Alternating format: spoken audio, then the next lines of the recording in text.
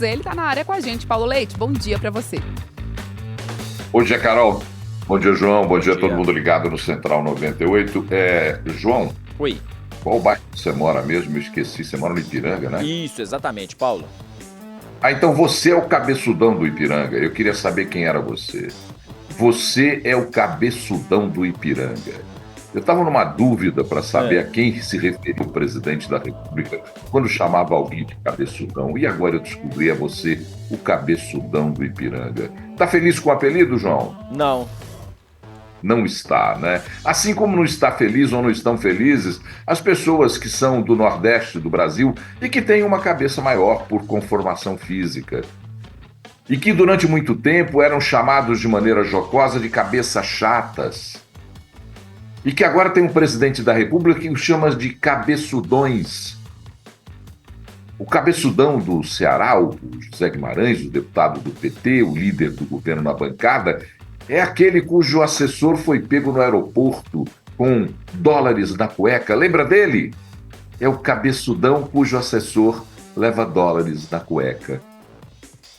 Como é triste ver um presidente da República não conseguir se comportar como um presidente da República. E numa mesma noite, numa mesma sequência, no mesmo dia, aliás, numa mesma sequência de falas, comete misoginia da mais declarada possível, quando diz que coloca a serviço dos presidentes do Senado e da Câmara uma mulher bonita, referindo-se à agora ministra Gleisi Hoffmann.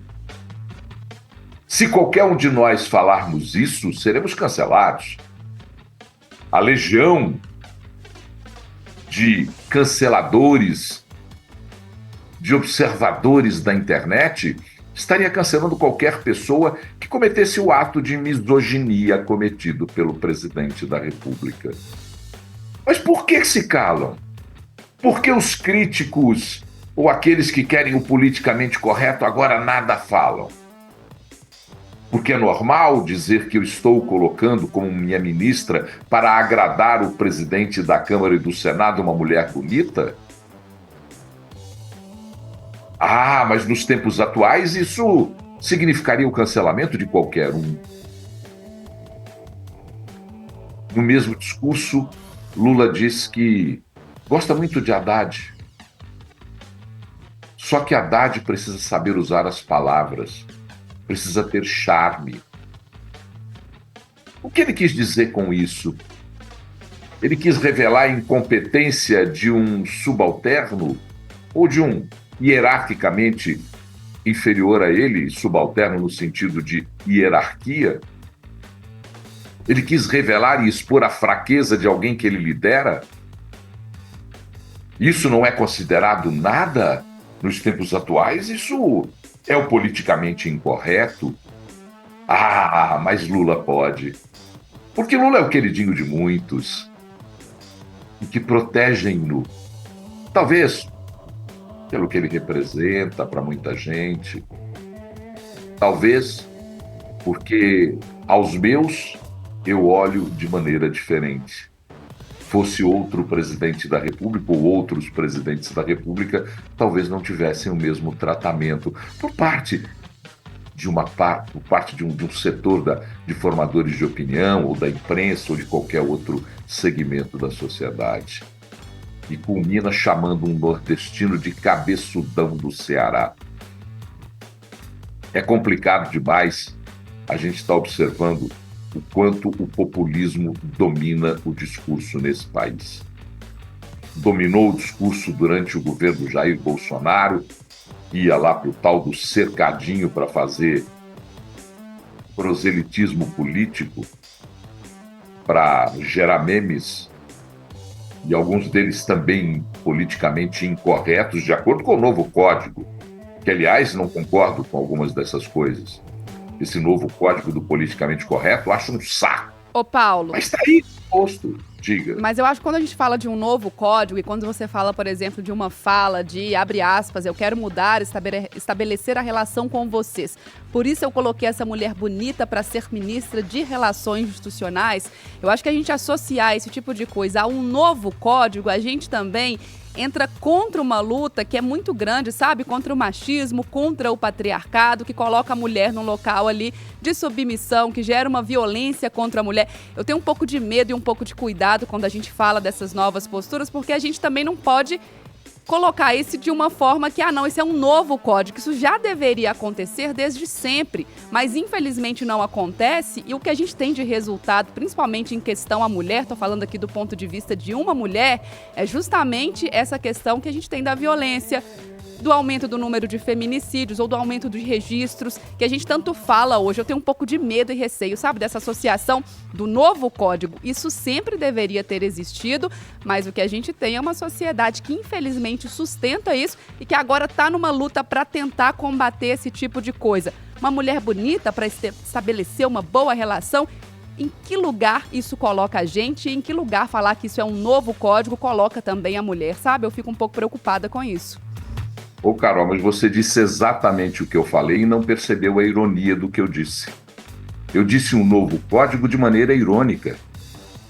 Eu disse um novo código porque o presidente da República rasgou um comportamento que está sendo estabelecido por toda a sociedade. Você falou exatamente aquilo que eu falei. Mas meu medo é a gente fazer parecer, mesmo que com uma ironia ali, as pessoas não captarem e ficar parecendo que é uma coisa somente de agora, porque aí sustenta um discurso de muitos que falam assim, mas antigamente não tinha isso e agora tem. E em alguns pontos você disse que em alguns pontos você não concorda, então é só a gente fazer essa separação, sabe, do que já deveria ter sempre sido assim, que é uma questão de respeito, uma questão de igualdade, de equidade, com as coisas que realmente ali você, por exemplo, pode colocar como questionáveis, porque infelizmente a gente sabe, né? A gente precisa separar muito bem essas coisas até para a gente conseguir mudar isso socialmente, que só vai acontecer uma mudança quando a gente tiver a sociedade como um todo envolvida. E eu disse exatamente da mesma forma que vou repetir.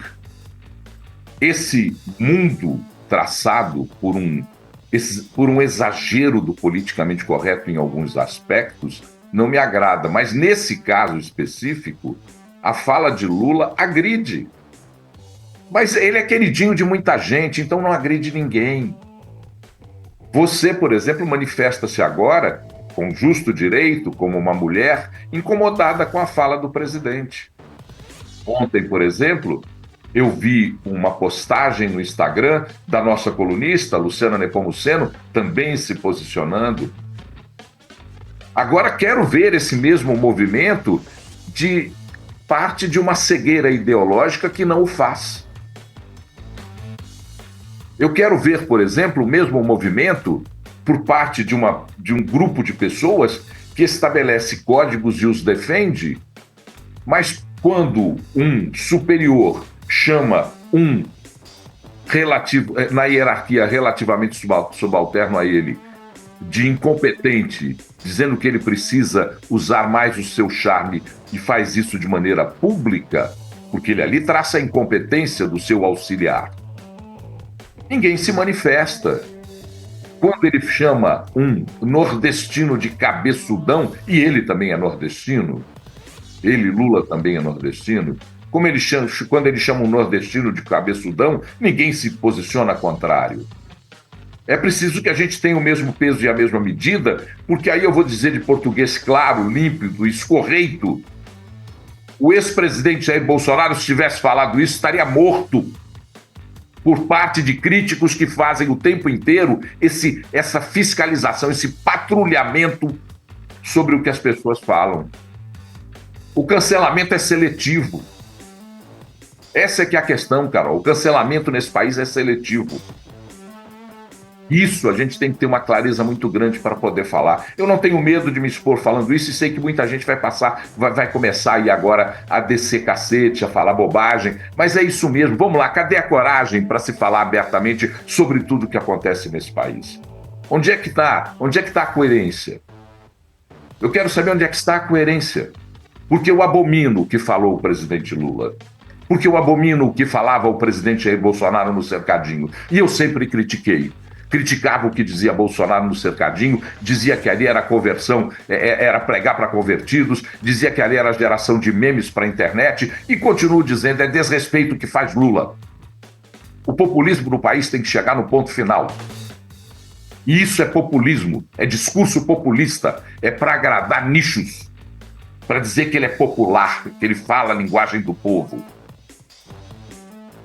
Esse é o problema. E os dois, e aí eu vou falar do mesmo peso e da mesma medida, para que bolsonaristas e lulistas não venham encher o saco, os dois são populistas na mesma proporção e cometem atos populistas na mesma proporção. É preciso mudar a regra desse país. É preciso se pensar nesse país de maneira dinâmica, melhor, transformadora. E isso eu não vejo, e por isso a minha indignação, Carol.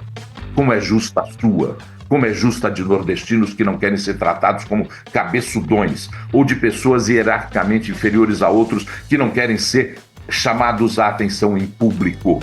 Porque isso é mais do que um código de pensamento, isso é educação. Isso é um processo básico de educação, é um processo fundamental de educação.